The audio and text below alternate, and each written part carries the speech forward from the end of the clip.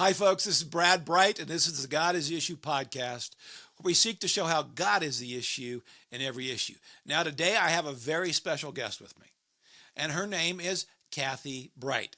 Yes, she is my wife. She's been my wife for 31 years now. In fact, she is my very first wife. I know you wanted to know that. His only wife. Thank you very much. My only wife, first and only. There we go.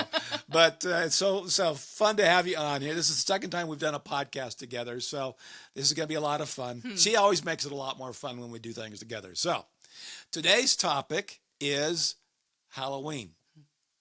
That's one of those topics that within the body of Christ can really create some real controversy, some real deep feelings. So we're going to try to jump into this, ask the question, is it simply make-believe, or is it darkness personified, or is it somewhere in between? But here's the question I want to ask.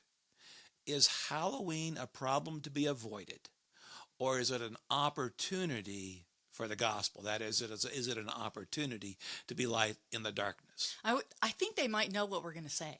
You think? I do, but... Maybe we'll say God is the issue. Wait with bated breath. Well, as we get started, we want to talk about what Christians should and should not do.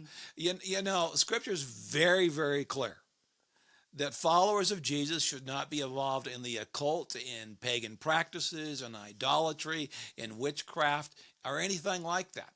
Revelation 21:8 says, "But cowards, unbelievers, the corrupt, murderers, the immoral, those who practice witchcraft, idol worshipers, and all liars, their fate is in the fiery lake of burning sulfur."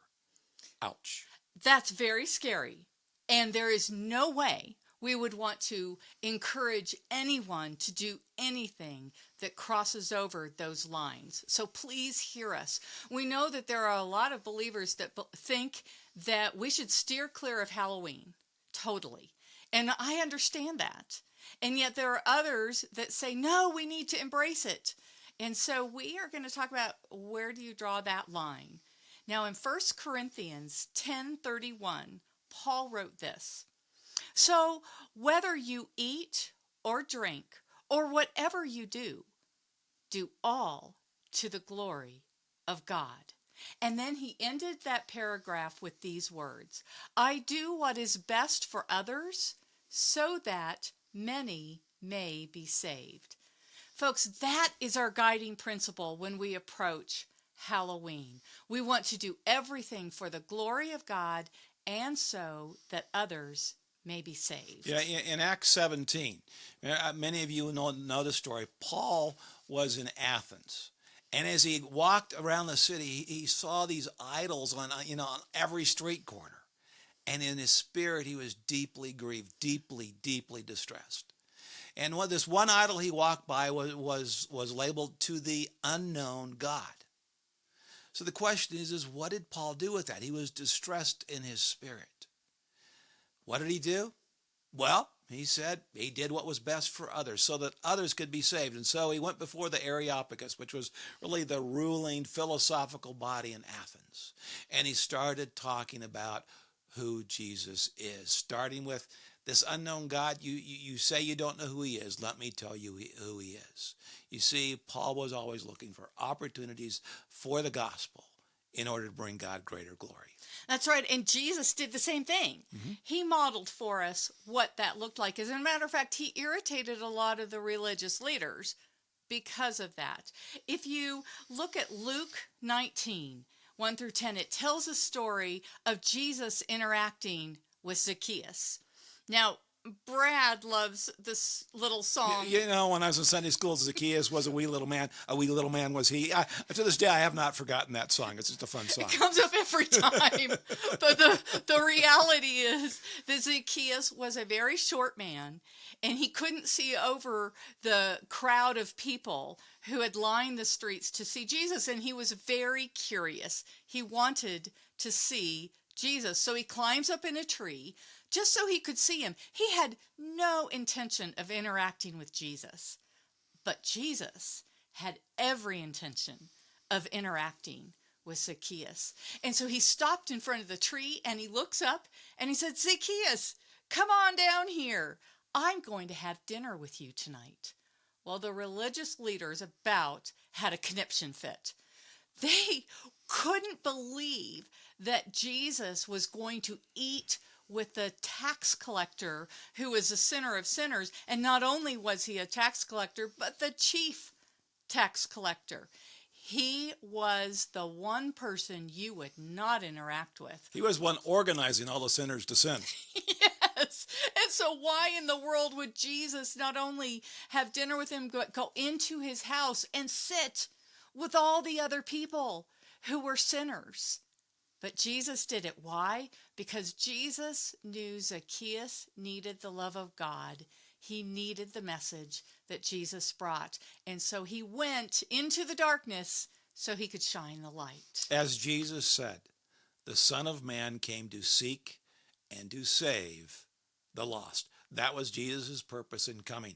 And frankly, folks, we're included in that. Not just Zacchaeus, the chief tax collector, but we are too. You know, Jesus and Paul did not condemn ignorant sinners for their behavior. Instead, they were always seeking opportunities to advance the kingdom of God. Paul never told pagans to change their behavior. He always told them to change their God. You know, I can remember when our kids were young, we had moved to a new city and we were looking for a new church home. And I remember this one church we went to, it was the Sunday after Easter. And the pastor got up in the pulpit, and I mean, he was excited. He said, you know, last week when I came into church, I heard all these people cussing and swearing, and there were people who were smoking. And he said, I started getting excited. I mean, how many pastors do you hear say, I started getting excited when they said, I heard people cussing and smoking and swearing? He said, I started getting excited. Here's why. Because I knew there would be people in the audience that day who needed to hear about the love of Jesus. You see, that for me was like one of those aha moments. I went, oh, yeah, that's what Jesus would have done too. Exactly. And actually, that was the Sunday we decided to make that church our church home. We did for many years. Because we knew that that was a place we needed to be, and a place we could bring people who could see the love of Jesus authentically. And I want to tell you a story that regarding Halloween really changed my view of how to be light in the darkness when it comes to Halloween. A young woman told me that one Halloween, she was about 13 years old, and she went out trick-or-treating with a bunch of her girlfriends. And she said they would go house to house, and after each house, they would leave the door and go down to the edge of the lawn, and they would look in their bag and see what they got. And so they went to one home, knocked on the door. A wonderful woman smiled and gave them each some stuff, and then closed the door. Girls went down to the edge of the yard to see what they got. They opened up their bags, and when they looked in, they saw a booklet. And as they picked up the booklet and looked at it, they realized that it was talking about Jesus and having a relationship with Jesus. And all of her friends laughed and mocked that old woman, they called her, who gave them this silly booklet, and they threw it on the lawn. But this young woman said for some reason she just couldn't throw it away. And so she put it back in her bag. And that night, all alone on her bed, she dumped out the bag of goodies that she had received, and there on the top was this booklet. And she said, for some reason, I picked it up and I just started reading it. And by the end, she was in tears because she realized she wanted a relationship with Jesus like was explained in that booklet. And so at the end, she prayed and accepted Jesus into her life because of a dear woman who gave a booklet at Halloween. I mean, it's a phenomenal story, and I'm sure there are many other stories out there like it. But let me just give a word of caution right now to a specific group of people. And that is to those of you who have come out of the occult or who are tangential to it in some way, shape, or form, for whom that has a pull on you that it doesn't have on the rest of us. I strongly encourage you to stay away. Stay away from it. Don't tempt yourself. I would never encourage an alcoholic to go to a bar. I would never encourage you to be in any wise, shape, or form involved with Halloween. Now then, for those of you who are parents of kids who are still at home, I would encourage you to ask two questions. First of all, will your involvement in Halloween, will that in any wise mislead your kids?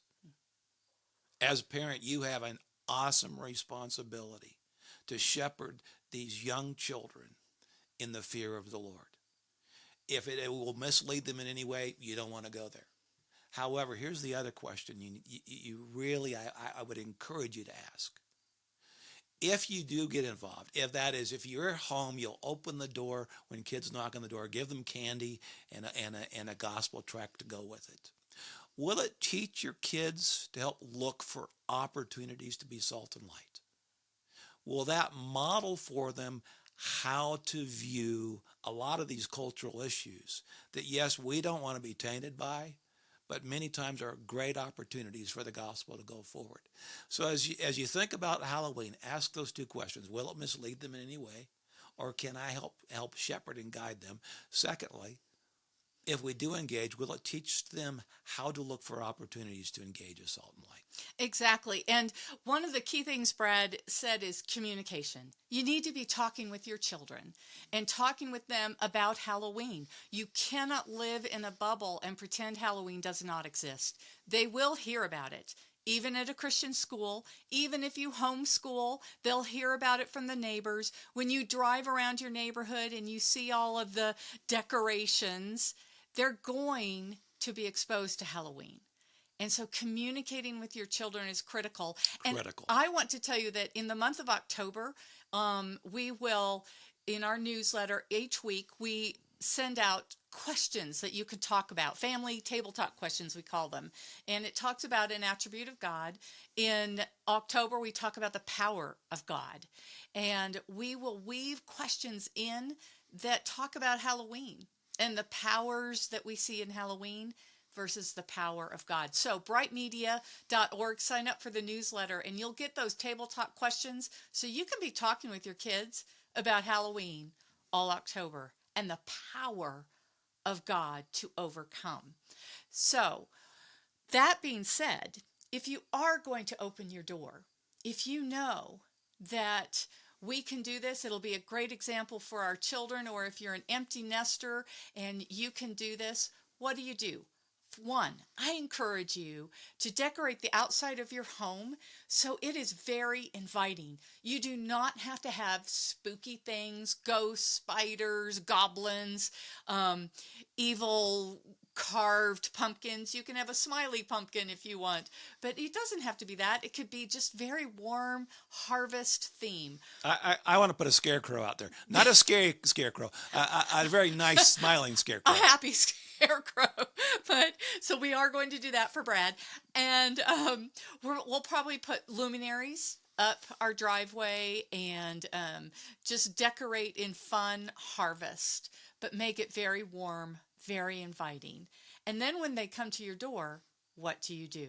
So we have a few ideas of things that you can do. One of the things that we do is that we have a little gospel tract, the 4 Keys for Kids. At brightmedia.org, you can find that, the 4 Keys for Kids in English or in Spanish. That's brightmedia.org, not org. or. .org. Org with a G.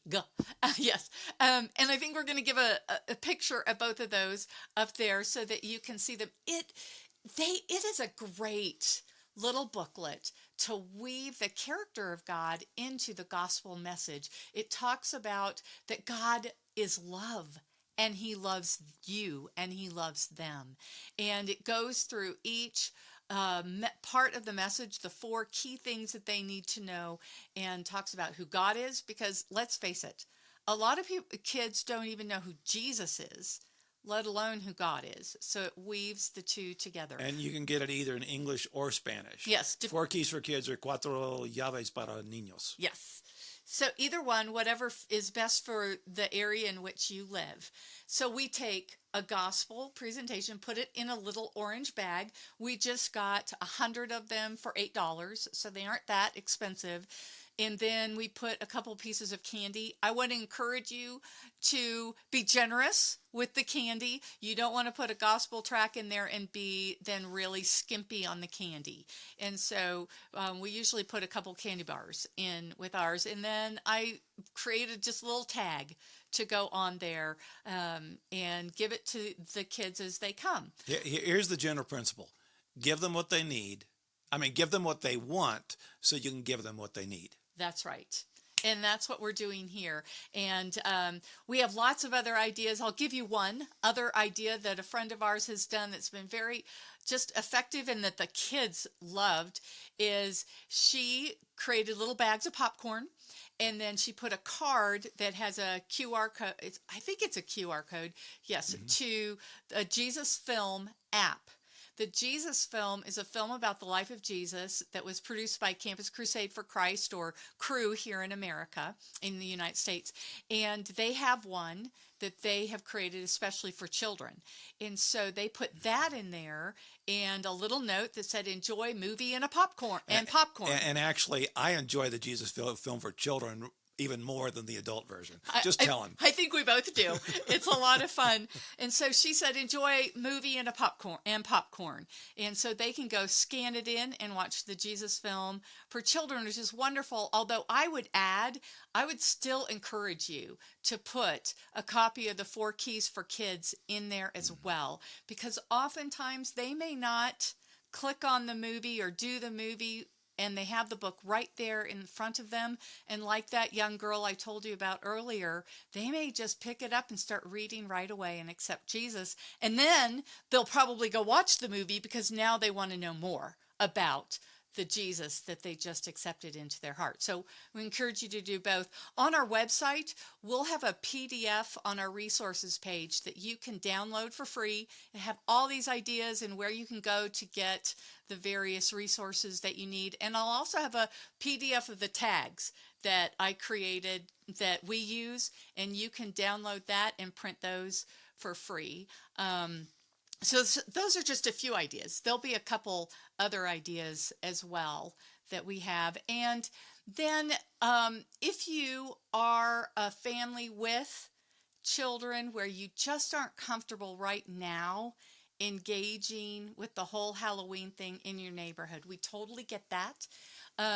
But a safe way to do something to begin interacting with them about how to make Halloween a thing that's fun, but also has spiritual significance, is a lot of churches do trunk or treats, where in their parking lot, people come, park, open up the trunk, put out some chairs, and kids come trick-or-treating car to car.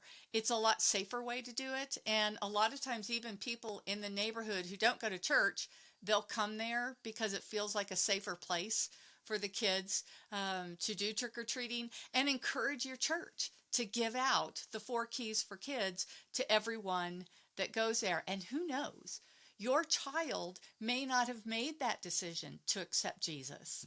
And that may be the night that they decide that they want to accept Jesus. Talk about light out of darkness. Yeah. So there are so many great ways to turn Halloween into something that has eternal significance. And I want to encourage you. I want to show you what we've done here. I've made a little basket. Ours is much bigger on Halloween, but this is what they look like. These are the little orange bags, and I have a little 4 keys in there. I think I might do a video short that just shows how to quickly roll it all up. It may seem easy, but some people aren't very crafty and they go, "There's no way." It's pretty easy. I'll show you how to do it. Candy is in there, and then the little folks, tag. Even I can do it. So if I can do it, you can do it. So it's very fun. But I tell you what, I have some friends who are not crafty and they are overwhelmed. And so they go, "Kathy, there's no way I could do that. Could I just staple a candy bar to the 4 keys?" And I'm like, "Yes, do whatever it takes. Don't feel like if you're not crafty, you're not creative, you can't do it. You can. Just do what God has gifted you to do, and be light in the darkness." And by the way, folks, if you do want to order the 4 keys for kids or the cuatro llaves para niños, please allow 7 days for shipping. We ship it at the best rate possible, but that means it goes a lot slower as well. Yes, so this does take some planning. And so that's why I know it's September, but we're doing this now so it gives you time through the month of October to order the 4 keys and to do the bags. And I'd encourage you not to wait till the last night to do them. Maybe do a few over, the last week or so, putting the bags together. Oh, And get your children to help you do it. exactly. We do a little assembly line with the kids and encourage them. Pray every time you put a candy bar in there. Pray for the child that's going to get this bag.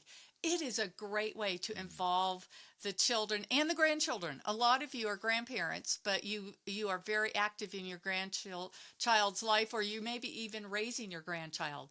Bring them into this process, but give time to get it all together.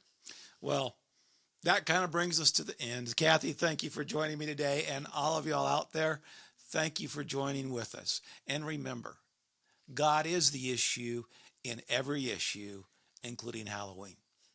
If this podcast has been helpful to you, we would love it if you'd like it, share it, subscribe to it, or follow it. It would help us get the message out. Thanks much.